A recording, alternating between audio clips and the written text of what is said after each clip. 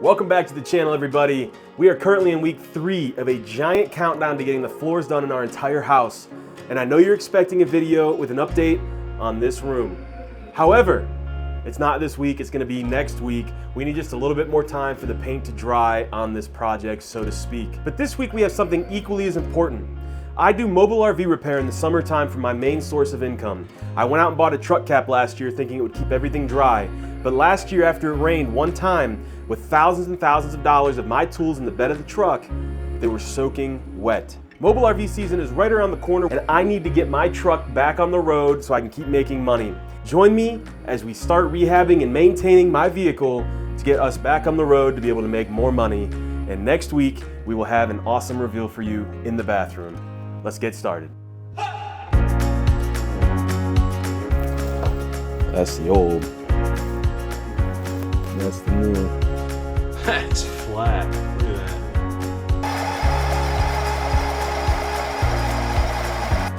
So I haven't really done any maintenance with the carburetor since I've had it.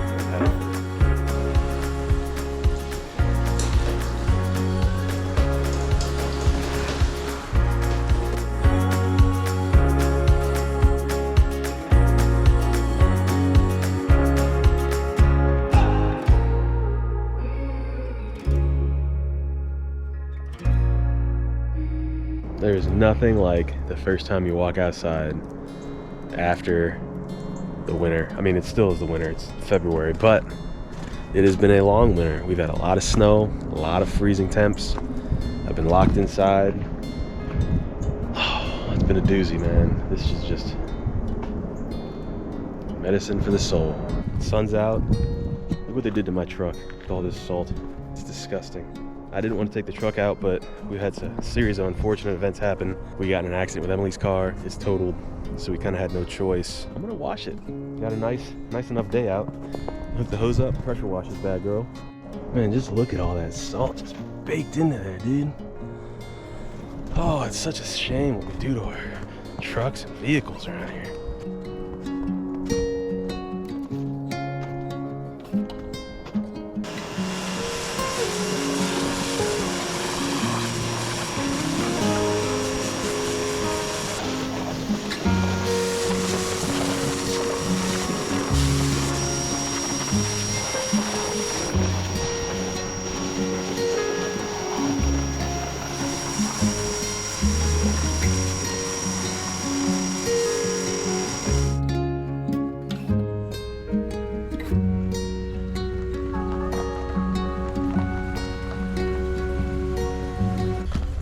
Well, good morning.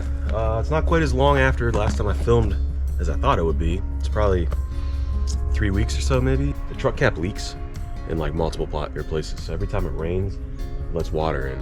So what I'm gonna do is set the GoPro inside, hose it down, watch back the film, see where it's coming through. I have a feeling what I need to do is lift the whole thing up and run gasket or weather stripping around the bottom of it. But then on top of that, got a new gasket for around this, but if you look, I don't know how well you can see, this gap over here is huge compared to this one. So I'm gonna try to center this whole, see this? I'm gonna try to center the whole piece over, put a new gasket on there.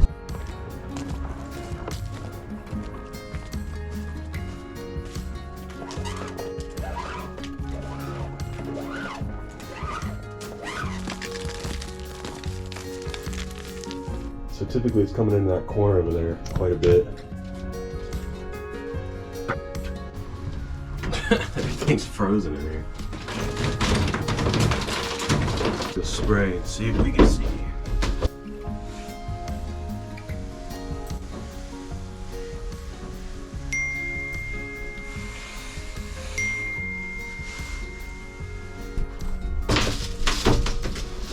Oh, I found it. Okay. See, this is a seam. You have basically the truck cap coming down into like this tray. If you look up here, it starts to get wider, but then check this out. It's hard to show. There's a pretty big gap right in here. Must have been hit or something in the past. It's not from me. I bought it used. It's actually really good news because all I got to do is have to let it dry. Obviously warm up a little bit. But tomorrow, I can just put some caulk in there. Black to match, won't even be able to tell. When this comes down, Right now, oh, it does shift. Okay, so what I need to do is lock it into place, center it, and then put like a set screw through it so it can't shift anymore unless I let it, because that would be ideal.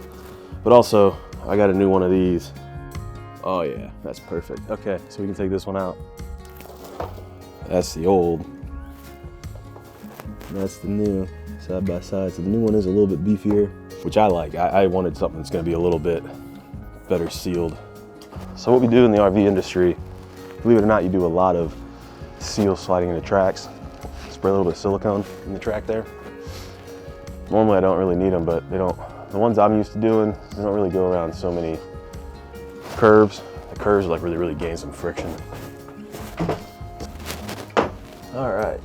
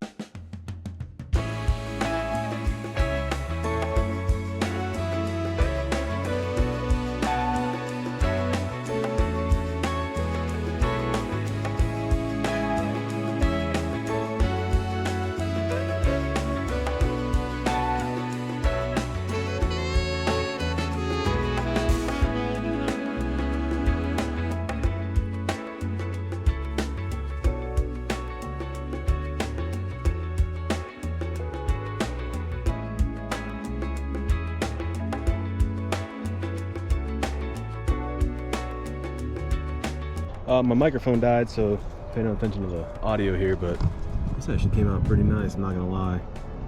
Got a nice solid bead all the way across here. The back of it, not quite as nice, but it'll be shoved up against the back of the cab anyway, so not too worried about it. My main focus here is obviously keeping water out.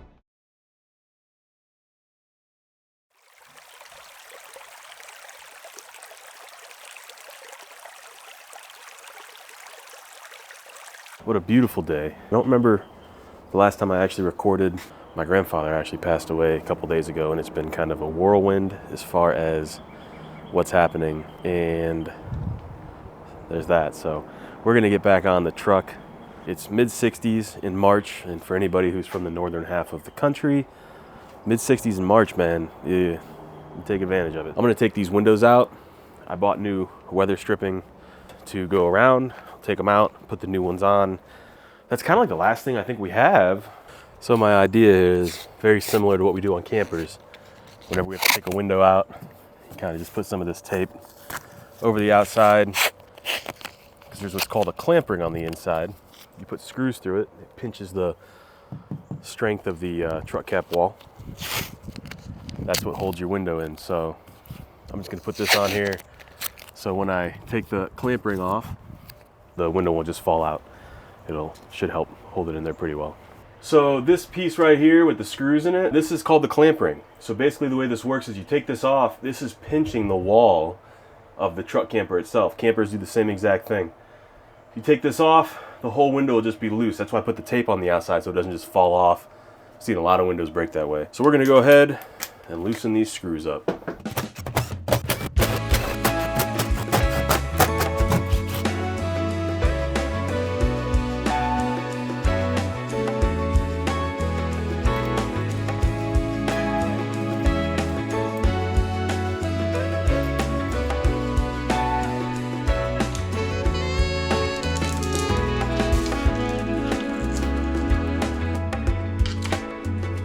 That's flat. Look at that.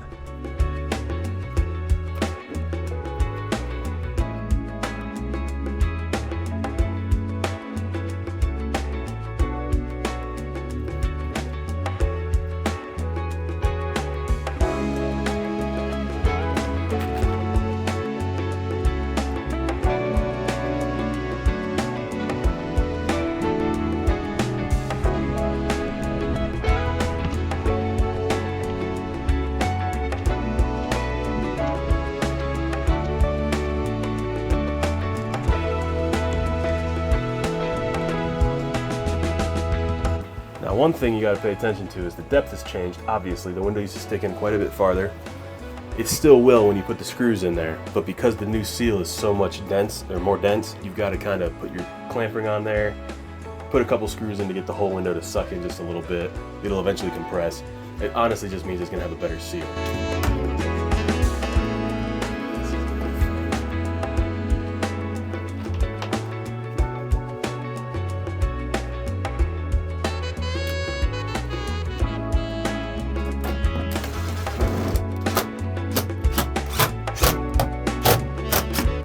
All right, just like that, we got her back.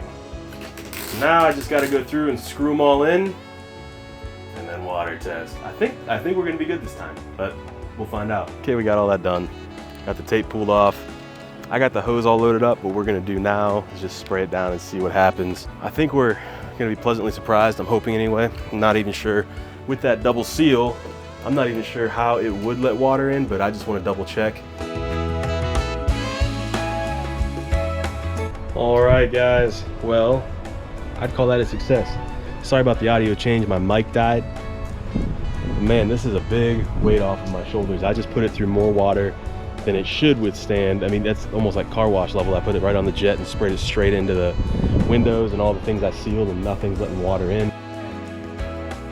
When I initially set out to start this project on my truck, I had two things in mind. The first was to waterproof the truck cap, get it to where it can withstand the elements and protect my tools like any truck cap is meant to do. The second was to build some sort of a system that was either drawers or a bed slide or a combination of the two. I initially really wanted to have drawers that I could pull out and have all my tools in, and then I was thinking, well, if I can't really do that for money and time's sake, I could at least do the bed slide. And so I started doing research and thinking up ways I wanted to do this. And these clips playing in the background were me going through the paces to try to find the metal, the stock metal I would need in order to build this system. And I just found that everything was so expensive. And I started really weighing, is this worth spending this kind of money for what I would consider to be just a quality of life update versus a necessity? And then I started thinking about how my zero turn broke down in the fall, and I had yet to fix it. I pulled the carburetor out of it, thinking that might be the issue, and when I was pulling it apart, it broke in my hands. And I stuck it all into one of those big chem dip buckets about, I don't know, a month or so before this whole thing was filmed. And so I decided to just get back on my zero turn. And I thought, if I can get the zero turn running, maybe I'll build a bed slide, but it's not gonna be a huge priority. Because of all these changes that I went through when I was filming this, a lot of the footage is not super cohesive with each other because I keep referencing, oh, I'm gonna build these drawers or I'm gonna build these bed slides. And it just doesn't seem to make a lot of sense. So I cut all of that. I put this voiceover in to give you guys the context that you need, and we're gonna skip right now to the zero turn. It's been in here for like a month or so almost now. Nothing on here looks terrible parts-wise, but it also looks like it could be a little better. I was having an issue I initially thought was with the carburetor, where I'd be driving the zero turn and it would just instantly stop working, like just suddenly. It would just shut down, and then I wouldn't be able to get it to start again. So I haven't really done any maintenance with the carburetor since I've had it, and I've had it for years at this point. Found an off-brand one that fits this exact same model. I was able to locate the entire blueprint off of Briggs & Stratton's website. So I'm gonna try this one out. It's only 90 bucks. It's on sale. I think that looks identical to this. I think that should do pretty well for me. So we'll try that out. Just slap it in there. That's pretty good stuff right there. It's time to do some oil changes.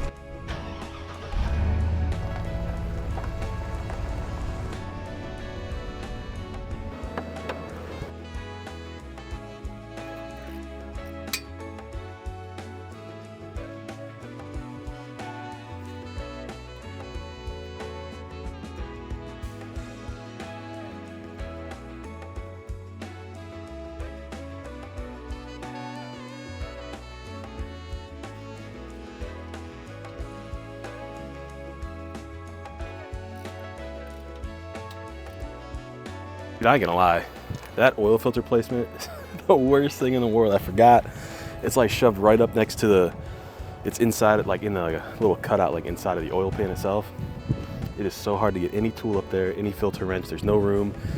It's 4-wheel drive, so you have the drive shaft right next to it. You have a muffler coming right around it. It's a pain. Anyway, we're about ready to fill this all back up. So I'm gonna dump some oil in.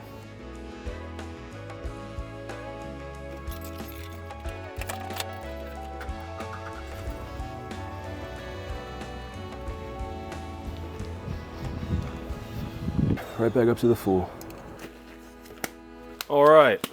You know what this is? Well, what I hope it is? Carburetor. Let's see. Supposedly very interchangeable seamlessly with OEM. We'll find out. If it's not right, I'll just order an OEM one, but I also just, you know, sometimes the OEM stuff, it's like 3.5 times more expensive. And I'm sure it works, don't get me wrong. But, you know what I mean. Okay. I'm going to reuse these. Wow, it looks like it works. Nice. And I should have, yeah, all the gaskets I need. All right, let's go over to the mower real quick. So I'll just have one here and one there. All right, it works. It's a little tight, but it'll get her done. Okay, I'm going to go over to the tractor, put these on. Cut that plug off, put these on, and then we'll remount this. See, maybe it'll run. So now I basically just have this side will go to the carburetor, this side will connect to these. I'm gonna put the male end of these connectors on there. It'll be easy to just unplug and replug them in if I have to. I'm putting the carburetor back together in this clip, and when I tried to crank it over, I think the GoPro must have died or something because the footage is gone. I don't have it. But let me just say, it would run off starting fluid, but it wouldn't run off of its own fuel. We're gonna fast forward about Put everything back in all together. Pretty sure I forgot to put a gasket back between the carburetor and where it mounts to the engine. I think it's creating a bit of a vacuum in there. So we are going to take it all back out, slide that gasket in there, or check to see if I put it in, because I don't remember. Then we just have to basically test it all out and see what's going on. We need like a paper gasket, something like this. So see what shape we really need.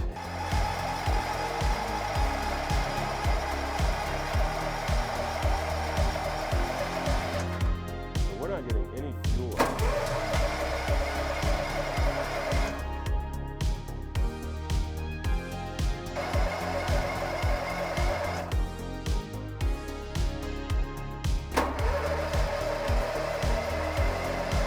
There we go. Okay, now we got fuel.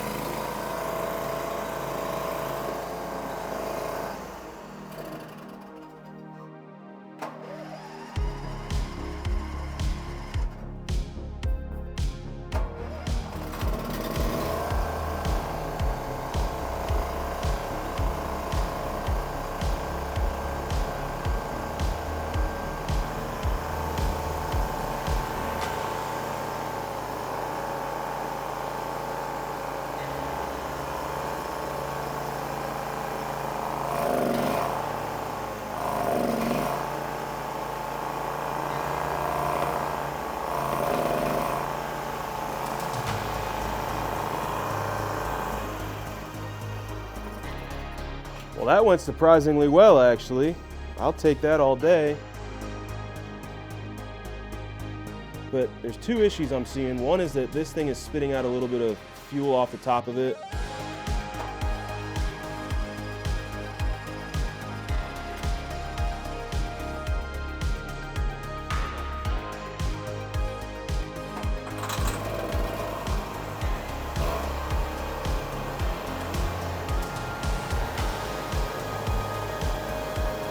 All right, well, that's strong. I like that.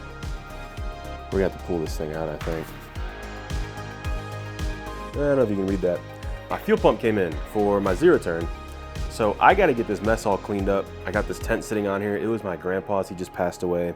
I used to camp in it when I was a kid, and I wanna do it again, especially like when I have kids. I think it'd be so cool. So Emily went out and bought me this bin. I gotta throw this stuff into there, and then I'm gonna put my fuel pump on there, kind of button it back up, and then I'm gonna pull it out because I gotta start it up. I can't tell if I'm going crazy, but I don't feel like it was revving quite as high as it was before. So I'm gonna pull it out. Apparently there's a phone app you can use that will basically be like a tachometer for you and listen to, this is wild to me, it can listen to what your motor is doing and somehow translate that into RPMs. This is actually a pretty nice little kit. So I did not buy OEM, this is just off of Amazon, but I'm sure it comes out of the same factory or something similar. When they're charging $120 for this little thing from the OEM, and this thing was 10 bucks from Amazon and it has good reviews, I could literally buy like 10 or 12 of these things before I pay for one original, you know, OEM one. So to me, it's just like a no-brainer.